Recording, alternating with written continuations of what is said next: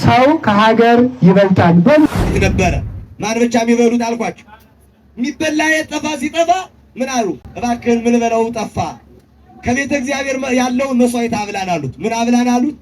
ምን ይላል? እንዲያውም መጽሐፍ ስታነቡት በአንደኛ ነገሥት ላይ ከሴት ከራቅነን 3ኛ ቀናችን ነው አሉት ይላል። ስንተኛ ቀናችን ነው?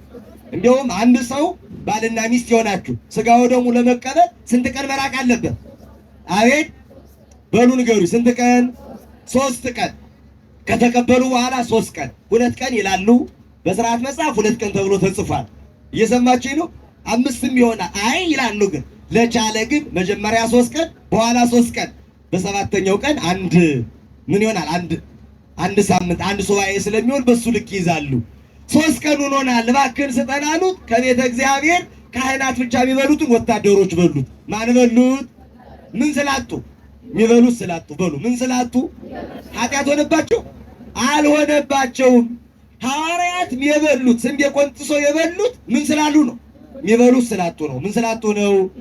የሚበሉት ስላጡ ነው። ስለዚህ ያለ ጌታ ይኸውላችሁ ማቴዎስ 12 ላይ ግቡና ጥሬ መጽሐፍ ቅዱስ ያንብቡት። በሰንበት ቀን የሚበሉት አጠው በመብላታቸው ኃጢአት አልሆነባቸውም። አንተ ኃጢአት ሆነ ምትል ሕጉን ይዛችሁ ነው። ከሕጉ ግን ማን ይበልጣል? ሰው ይበልጣል። እስኪ በሉ ከሕግ በሉ ማን ይበልጣል? እስኪ ደግማችሁ ንገሩ። ከሕግ ማን ይበልጣል? ሕግ የተሰራ ለማን ነው? ለሰው ነው። ሰው የሚሞት ከሆነ እንዴ በሰንበት ምን ይቆፈራል? ሰው ሲሞት ምን ይቆፈራል? መቃብር ይቆፈራል አይደል? አያችሁ፣ ሕግ የተሰራ ለሰው ነው። በዕለተ ሰንበት ይኸውላችሁ ማክበር ያለብን ሕግ አለ። በጎ ስራ መስራት ሰንበትን አያሽርም። ቀጠለና አሁን ጥያቄውን ጠየቀ። ምን አለ መሰላችሁ? በሕግ መጽሐፍ እስኪ ይህን ቃል አንብቡት። ካህናት በሰንበት በሉ እስኪ አብራችሁ በመቅደስ ሰንበትን እንዲያረክሱ ኃጢአት እንዳልሆነባቸው በሕጉ አላነበባችሁም አለ። ምን ሆኖ መሰላችሁ? አሁን በዕለተ ሰንበት በብሉይ ኪዳን መስዋዕት የሚቀርበው ምንድን ነው? አቤት የፍየል የበግ የከብት የማን ነው? ኧረ እዛ አካባቢ ዝም አስብሏቸው ባካችሁ። እንደምን ቆያችሁ?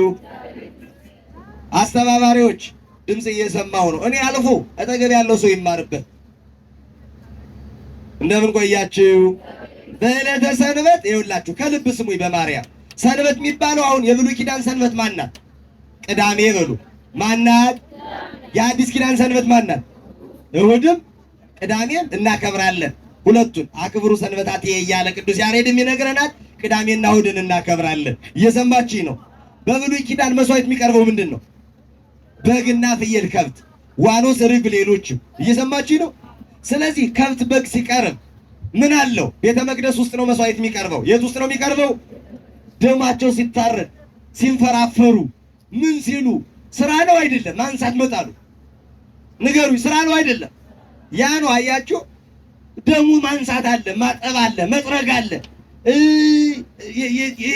ይህን ያን አንዱን ከአንዱ ማንሳት በመስዋዕተ ኦሪት መሰዊያው ላይ መውደቅ መነሳቱ ድካም አለው የለው? አቤት።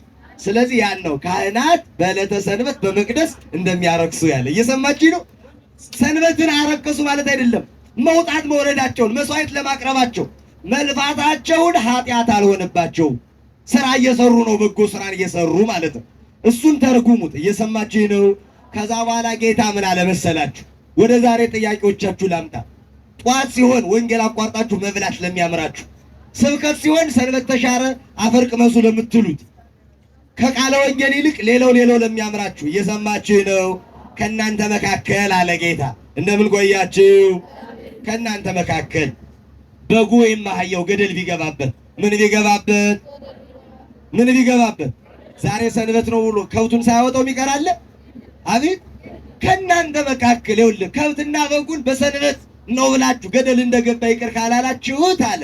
ይኸውላችሁ እንግዲያውስ በሰንበት ቀን በጎ ስራን መስራት፣ ጽድቅን ማድረግ፣ ለነፍስ የሚገባን ስራ መስራት ኃጢአት አይደለም። የሰንበት ጌታዋ ኢየሱስ ክርስቶስ መሆኑን ነገረን።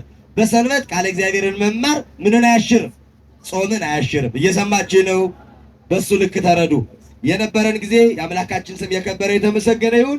ወደ ቀጣይ ጥያቄ እንሄዳለን። ከዚህ በላይ እንዳትደክሙ ዘማሪ አብርሃም ድረስ አንድ መዝሙር ይዘምርና ከመካከል ደግሞ የተወሰነ መልሰን ሊቃውንቱ የኳላ ጽራሪያን ማርያም ቤተክርስቲያን ያቋቋም መምህራን አሁንም በመማር ላይ ያሉ ይህን አገልግሎት አጅበው የመጡ መምህራን ደግሞ ወረብ ያቀርቡልናል። ከዛ ስነ ጽሑፍ እንማራለን። እንዲህ እያለን እንሄዳለን። ደክሟቸዋል። ማርያምን እስኪ አንድ የበልልታ አግለቱልኝ። ከእንግዲህ በኋላ መመልስ ጠርጠር እያደረግን ነው። እሺ ሕፃናት የያዛችሁ በጣም ሲከብዳቸው መጸዳጃ እዚህ አንዲት ነች። እዛችሁ እየመጣችሁ ኩላሊት በሽተኛ የሆናችሁ ያለ ሰቀቀን ኑና መጸዳዳት ትችላላችሁ። ህመምተኛ የሆናችሁ ታፍናችሁ እንዳትሞቱ።